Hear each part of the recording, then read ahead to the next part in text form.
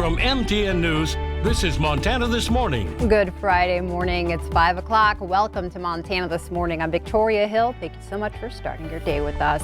We begin with news breaking late last night. CBS projects Joe Biden has won Arizona and its 11 electoral college votes. It comes 9 days after election night and adds to his victory over President Trump, giving the president-elect 290 electoral college votes. Georgia and North Carolina have yet to be called.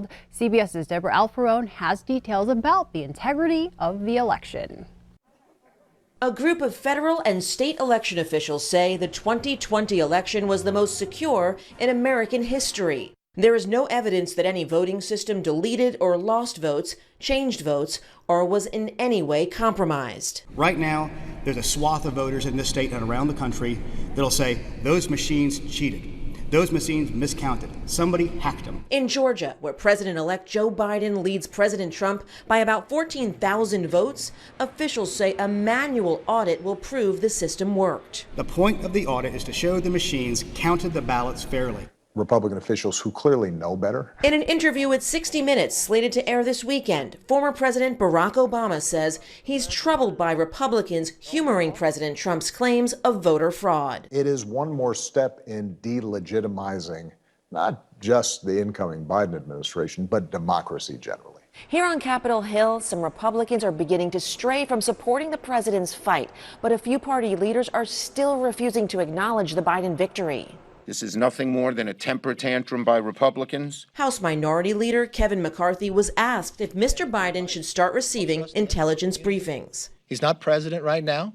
Don't know if he'll be president January 20th, but whoever is, will get the information. President-elect Biden can't receive those briefings until the Trump appointee at the General Services Administration signs off. Deborah Alfarone, CBS News, Washington.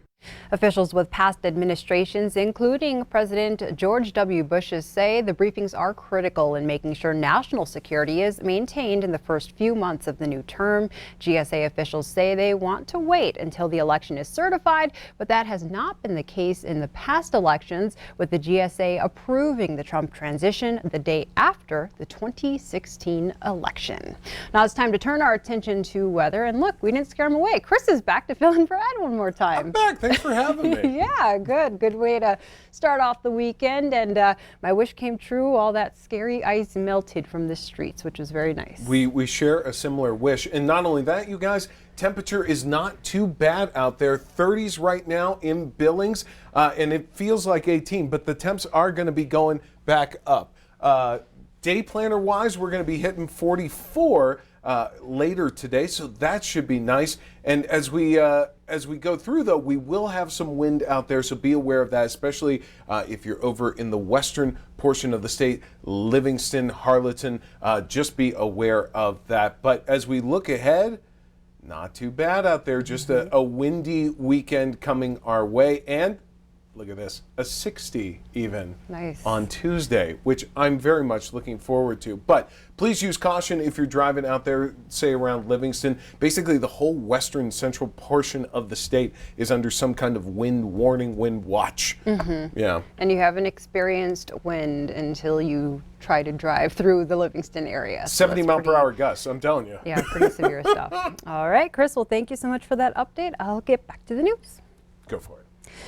America isn't done with elections. In Georgia, control of the Senate hangs in the balance with a runoff set for early next year. Reporter Maya Rodriguez is in Atlanta, where people know they're in for a politically bumpy couple of months.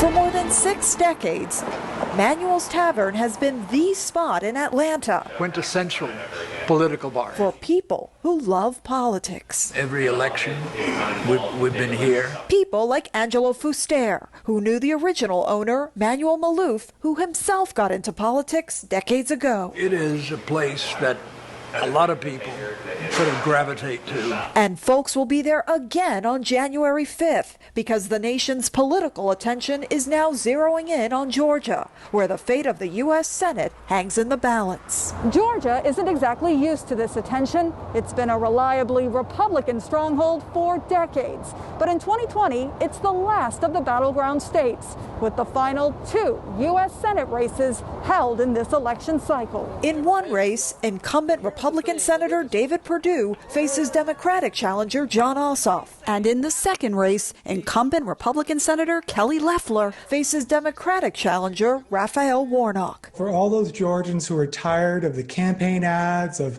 their mailboxes being flooded with advertisements from campaigns as well, get used to it. Bernard Fraga is an associate professor of political science at Emory University in Atlanta. We're going to have another 2 months of both sides, the Democratic and Republican candidates, but also the national parties, nonprofit organizations, mobilization groups, working their hardest to make sure that their campaigns win and that voters are active and engaged. It's gonna be bananas. Craig Eberhardt is with Men of Higher Standards, a nonpartisan African-American men's group focusing on voter registration in Georgia, where people can still register through the first week of December. The group shared these photos with us of some of their voter registration efforts from prior to the November election. For the forthcoming future, Georgia is going to be one of those states that you can't take for granted. You don't have in your back pocket. You're going to have to work to get the vote of the people in Georgia. Back at Manuel's Tavern, We don't have a real good record of turning out for runoffs. Angelo Fuster wonders if this time might be different. I think that there's that energy. Because the sun hasn't set on the 2020 elections quite yet. In Atlanta, I'm Maya Rodriguez. And now in court news, the man accused of fleeing to Idaho after a fatal shooting in Billings says he's not guilty. 37-year-old Vinyel Davis appeared by video in Yellowstone County District Court yesterday. Authorities say he shot 30-year-old Waylon Bearground around 1 a.m. on November 1st outside of an apartment on King Avenue East. Bearground was taken to the hospital by his parents, who drove him to the apartment to drop off clothes for an ex-girlfriend. After the shooting, court documents state Davis fled to Idaho. He was arrested in Coeur d'Alene on November 3rd and told authorities the shooting was in self-defense. His bond is set at $500,000. To the latest on the pandemic, health officials say a Bighorn County woman has passed away while fighting COVID-19. She was in her 60s, and her death marks the 41st in the county and 505th in the state. Bighorn County reported another 26 cases on Thursday. Overall, the state added 962, pushing the active number over 15,000. The virus prompted a press conference from Governor Steve Bullock yesterday. He warned if people don't strictly follow public health guidelines, the state's hospitals and economy will be overwhelmed. MTN chief political reporter Mike Dennison was there. In his first public appearance since losing last week's U.S. Senate election, Bullock said alarm bells are ringing loudly on COVID-19 and that Montana is approaching a crisis situation. He noted that 10,000 cases were reported statewide in the 11 days that ended last Sunday, pushing the total cases past 40,000 when it took 6 months to reach the first 10,000 infections in the state. But the governor said without additional aid from Congress, he won't go back to greater restrictions that would impose more economic burdens on families and businesses. I've never wanted to punish the businesses that are doing right in this pandemic, that keep their employees and customers safe. Shutting down those businesses would do just that. State Medical Officer Greg Holtzman said that hospitals in Montana are becoming overburdened with COVID-19 patients and that local health departments can't keep up with contact tracing on so many new cases. He also said Montanans cannot sit and wait for a vaccine, which won't be widely available this winter. Please stop the arguing about what one does not want to do and ask yourself, what can I do? What can we do to help protect our communities and decrease the stress and burden on all our frontline workers? Bullock echoed those comments, urging people to take the steps that he said would make the upcoming winter a lot less challenging and a lot less dark. I asked Montanans certainly to do this, not for me. Do it for the many who are working in our crowded hospitals to make sure that you can still seek care. Do it for those in our communities who are making sure that you can get a test or that a business can safely stay open instead of going under. Do it for the thousands of kids who rely on their schools for more than an education, and for the parents working to keep the heat on and put food on the table. While Governor Bullock delivered his message Thursday on COVID-19 with a bit more urgency, it really hasn't changed. Take this seriously, Montanans. Social distance and wear a mask. At the Capitol, Mike Dennison, MTN News. Meanwhile, across the country, the U.S. added a record-breaking 150,000 new coronavirus cases yesterday. Experts say this wave may be more severe and deadly than when the pandemic began. As CBS's Deborah Alfarone reports, many states and cities are now putting new restrictions into place and threatening to lock down. Across the country, hospitals are running out of beds, doctors are running out of protective equipment, and COVID cases are reaching record highs, all as we head into the holidays. We're saying to people, please be more careful around Thanksgiving so that we can have a Merry Christmas. In Utah, all of the state's staffed ICU beds are now full. In North Dakota, there are just 9 ICU beds left. California has now joined Texas as the only states to have 1 million confirmed cases. Bumper-to-bumper lines for COVID testing stretch well into the night at LA's Dodger Stadium. Many states and cities are announcing new restrictions. Chicago's mayor telling residents to stay home for the next 30 days starting Monday. And no visitors includes family members that do not now today live with you. We're asking you to avoid any non-essential travel. Republican Governor of Ohio, Mike DeWine, has risked angering his party by reimposing a mask mandate. Please do not have Thanksgiving gatherings unless you're positive that everyone there has quarantined successfully. Dr. Michael Osterholm, a member of President-elect Biden's COVID-19 task force, has suggested going as far as a nationwide lockdown. And we could lock down for 4 to 6 weeks, and if we did that, we could drive the numbers down like they've done in Asia, like they did in New Zealand and Australia. According to the COVID tracking project, 1 in every 378 Americans tested positive for coronavirus in the last week. Deborah Alfarone, CBS News, Washington. Experts say the reason for the rise in cases can be largely attributed to get-togethers like dinner parties and game nights and sleepovers. Illinois' governor, meantime, is one of several suggesting he may soon be forced into issuing a statewide stay-at-home order.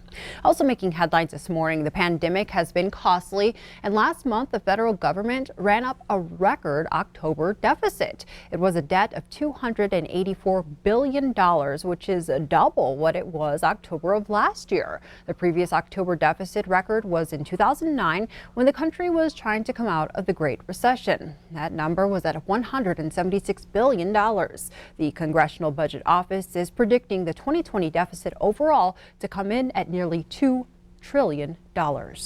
In North Carolina, at least 4 people are dead and hundreds of others had to be rescued as the state took the brunt of Tropical Storm Eta. The storm dumped up to 10 inches of rain, triggered flash floods that left cars underwater, caused mudslides, and washed out bridges. In Northeast Charlotte, firefighters rescued more than 140 people from an elementary school. Eta has also caused misery across South Florida, leaving cars and neighborhoods underwater. Officials say they'll continue searching for victims today. Closer to home, a new hotel and event center is coming to West Billings. Overland Avenue will be home to both buildings that are separate projects from the same developer. The 137-room hotel will be run by Marriott Courtyard. The event center is a renovation project and will use the old Carmike movie theater behind Costco. The project spokesman says COVID has slowed construction and does not have an estimate for when the projects will be finished. Earlier this week, we brought you a preview of the Class A football title game from the perspective of Billings Central. But their opponent, Laurel, is getting ready to play in their second straight championship after breaking a 17-year drought in 2019. Q2's Casey Conlon reports. There's nothing quite like victory formation, especially as the underdogs with a trip to the state championship on the line. Probably one of the funnest games I've ever played in. It was really competitive, and getting back to that is just a great feeling. It's a feeling the Locomotives have been chasing to erase last year's title game loss. We made some mistakes, returned the ball over, and it was just a really bad taste in our mouth. 35-7, walking off the field. It wasn't long after that this year's group got to work. Our slogan was leave no doubt that we're the best football team in the state, and that happens by going to work, getting in the weight room, getting better, and our kids did that. EMMET RENNER shined against Hamilton, hauling in 7 catches for 142 yards, many of them of his own accord, breaking free to get the Locos into scoring position. Once I caught the ball, I knew I had to make the defender miss, and I just tried to keep it down the sideline and, I don't know, maneuver my way around, so. the whole game was pretty much teaching them how to play Eastern A football. Eastern A football is physical, hard-nosed football. That will be on full display Saturday. Central and Laurel have been playing football against each other for 70 years, but have never before met in a title game. And the Locos don't intend to waste another opportunity. I think maybe last year we got into it and we might have been a little satisfied, like, oh, this is awesome. We want to make sure that we prepare ourselves extremely well. We want to finish this thing. We want to get back and we want to win a state championship. Whoever does will go down in history. Casey Conlon, MTN Sports. Thank you, Casey. This is just one of the big games for teams in our viewing area this weekend. Bozeman and West will meet in the semifinals tonight here in Billings. White Sulphur Springs will have a championship matchup of their own on Saturday against Freud Medicine Lake. State volleyball will run through the weekend, and MTN Sports will have full coverage on air and online at montanasports.com. And before we take a break, it took a local artist 100 days, but most will agree the mural surrounding the 6th Street underpass was well worth the wait. Take a look. The work of art shows off Montana wildlife and landmarks unique to Billings. It was made possible by the Southside Neighborhood Task Force, which received an artistic grant from Big Sky Economic Development. The underpass used to be filled with graffiti, and the artist said she got nothing but support from the community while covering it up.